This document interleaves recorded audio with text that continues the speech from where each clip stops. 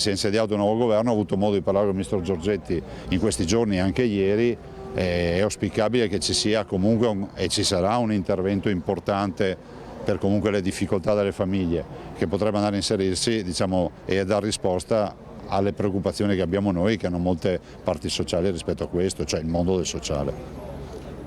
Oggi comunque non è in cantiere e il bilancio va avanti senza addizionale, in questo momento assolutamente non stiamo lavorando su quello. Così il presidente della regione Veneto Luca Zaia, che spera in un intervento importante del nuovo governo per aiutare le famiglie. Il governatore ha anche commentato positivamente l'annuncio fatto dalla neo premier Giorgia Meloni, che ha ipotizzato di aumentare il tetto per l'uso del denaro contante. È musica, perché dimostra che questo governo ha un approccio diverso, che non considera ladri tutti quelli che vanno a fare la spesa. In una regione come il Veneto, dove abbiamo 73 milioni di presenze turistiche e il 66% di queste presenze sono stranieri, è difficile spiegare ai nostri ospiti stranieri che oltre una certa cifra non possono pagare in contanti. Ci sono dei paesi che noi riteniamo civili, all'avanguardia in giro per l'Europa, che hanno ancora come abitudine di girare con i 2-3 mila euro in contanti per fare la spesa, venire in Italia a comprarsi l'abito firmato piuttosto che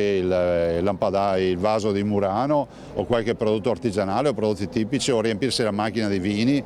Ecco, basta questa storia. Se l'evasione la controlliamo ponendo un tetto di spesa, direi che veramente siamo presi male.